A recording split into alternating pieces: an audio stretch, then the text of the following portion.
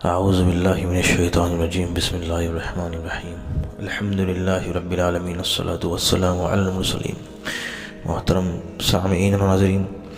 وظائف عملیات آفیشیل پر آج آپ کے سامنے ایک شب قدر سے متعلق ایک بہت ضروری بات آپ کے سامنے پیش کرنے جاؤں گا۔ اور رمضان المبارک کا مہینہ لگ بھگ ختم ہونے کو ہے، اور تیسرا جو عشرہ ہے آگ سے خلاصی کا، اس میں جو ہے بہت زبردست اللہ رب العزت نے اور حدیث شریف میں اس کا بہت زبردست، ویسے تو پورے ہی رمضان کا ذکر آیا ہے اور فضیلت آئی ہے، اور لیکن جو یہ آخری کا عشرہ ہوتا ہے جس میں شب قدر پائی جاتی ہے طاق راتوں میں، تو اس کا بہت زبردست فضیلت آئی ہے حدیث میں۔ ناظرین، سب سے بڑی بات یہ ہے کہ ہم اپنی ان راتوں کو مقبول اللہ رب العزت کے ہاں کیسے بنائیں۔ آج میں آپ کو کوئی تعویذ، کوئی عمل، کوئی وظیفہ یہ نہیں بتاؤں گا، یہ تو سب چھوٹی چیزیں ہیں، ٹھیک ہے۔ یہ تو انسان اپنے مقصد کے لیے کرتا ہے، اپنے دکان چلانے کے لیے کرتا ہے، اپنی اولاد نہیں ہو رہی کسی کی، اس کے لیے کرتا ہے، اچھی بات ہے، اللہ ہی سے مانگ رہا ہے، اللہ کے کلام کی آیت پڑھ رہا ہے، ٹھیک ہے، لیکن اس کا کوئی ثواب نہیں ہے، دھیان رکھیں۔ جائز ہے، اللہ سے دعا مانگ رہا ہے، لیکن ثواب اس کا اس لیے نہیں ہے اتنا،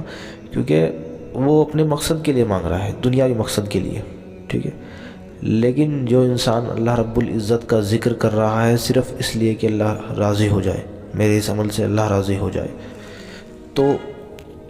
وہ اخلاص کے ساتھ اس عمل کو کر رہا ہے، صرف اللہ کی رضا کے لیے کر رہا ہے،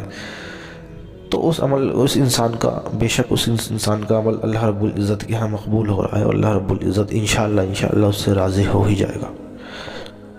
یہ دھیان رکھیں، بات یہ بہت بڑا مسئلہ ہے، اسی کو تو اخلاص بولتے ہیں، ٹھیک ہے۔ تو بات یہ ہے کہ ہم ان راتوں کو مقبول کیسے بنائیں، تو اس کا طریقہ یہ ہے، خود اللہ کے رسول صلی اللہ علیہ وسلم نے جو ہے حدیث، اللہ کے رسول کی حدیث بھی ہے ایک، جو انسان ان راتوں میں اٹھ کر اللہ رب العزت کے سامنے کھڑا ہو، اور اب وہ اس کا مطلب یہ ہے کہ کھڑا ہو، چاہے وہ نفل نماز پڑھے یا اللہ رب العزت کا ذکر کرے، تو ایسا انسان جو اللہ رب العزت کے سامنے کھڑا ہو، اللہ کی عبادت کرے صرف اس نیت سے کہ اللہ راضی ہو جائے، صرف اللہ رب العزت کی رضا کے لیے، یہ بہت بڑی بات ہے اس میں جو فرمائی گئی ہے، اللہ کے رسول نے فرمائی ہے، صرف اللہ کی رضا کے لیے، اور اللہ کی عبادت کرے صرف اللہ رب العزت کی رضا کے لیے، اب چاہے وہ نفل نماز پڑھے، تہجد پڑھے، اور یا اللہ کی کوئی تسبیح پڑھے، ٹھیک ہے، صرف اللہ رب العزت کی رضا کے لیے، تو اللہ رب العزت اس کی مغفرت فرما دے گا، بے شک مغفرت فرما دے گا۔ اللہ کے رسول صلی اللہ علیہ وسلم نے فرما دیا، تو انشاءاللہ اللہ رب العزت بیڑا پار کر دے گا ہمارا، انشاءاللہ۔ تو بات کہنے کی یہ ہے کہ ان راتوں میں وظیفے یہ اس طرح کی چیزیں نہ کریں، بہتر ہے، کیونکہ آپ خود سوچیں، اگر اللہ رب العزت آپ سے راضی ہو گیا، اللہ رب العزت نے آپ کی مغفرت فرما دی، اور اللہ رب العزت آپ سے راضی ہو گیا، تو آپ کے تو خود کوئی مسئلہ ہی نہیں بچا، آپ کے جتنے بھی مسئلے اٹکے ہوئے ہیں، کاروبار کا ہو، شادی کا ہو، اور اولاد کا ہو، یا کسی چیز کا بھی مسئلہ ہو، تو اللہ رب العزت تو آپ کا مسئلہ چٹکیوں میں حل کر دے گا، ٹھیک ہے، کن فیکون، ٹھیک ہے۔ اللہ کے لیے کوئی مشکل نہیں، اللہ ہر چیز پہ قادر ہے، لیکن آج ہماری دعائیں قبول کیوں نہیں ہوتی؟ آج جو ہے ہمارا کام کیوں بگڑتے ہیں؟ کیوں آج شیطان مسلط ہو گیا ہر گھر پہ؟ کیونکہ اللہ رب العزت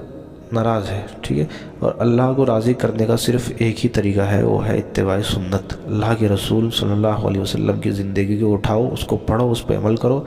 یہ واحد طریقہ ہے، اس کے علاوہ دنیا میں کوئی طریقہ نہیں ہے کہ اللہ رب العزت جس سے راضی ہو جائے۔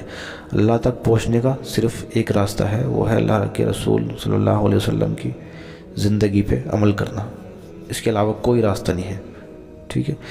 تو سنت پہ عمل، شریعت پہ عمل،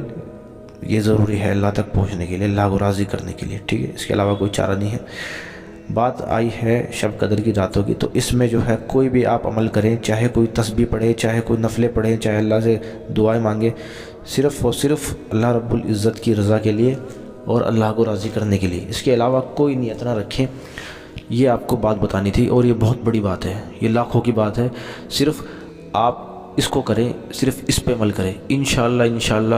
اللہ رب العزت آپ سے راضی، کیونکہ اللہ رب العزت کے ہاں صرف وہی عمل قبول ہے جو اخلاص کے ساتھ، جو صرف اللہ رب العزت کی رضا کے ساتھ،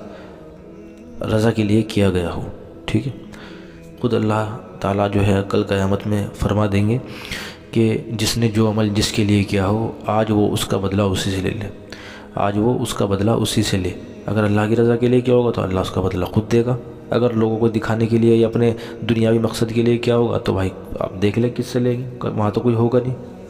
ٹھیک ہے، نفسا نفسی کا عالم ہوگا۔ تو اللہ رب العزت کے لیے ہر عمل کو کریں، اور خاص کر ان نعتوں میں صرف اللہ رب العزت، کیونکہ اللہ کے رسول نے خود فرمایا ہے کہ جو شخص صرف اللہ کی رضا کے لیے عبادت کرے گا تو اللہ رب العزت اس سے راضی ہو جائے گا، اس کی مغفرت فرمائے گا۔ آپ سے گزارش ہے کہ اس رات ان نعتوں میں جو عمل کرے صرف اللہ کی رضا کے لے کرے، انشاءاللہ اللہ رب العزت آپ کی بھی مغفرت فرمائے اور میری مغفرت فرمائے اور تمام امت مسلمہ کی مغفرت فرمائے۔ جزاک اللہ۔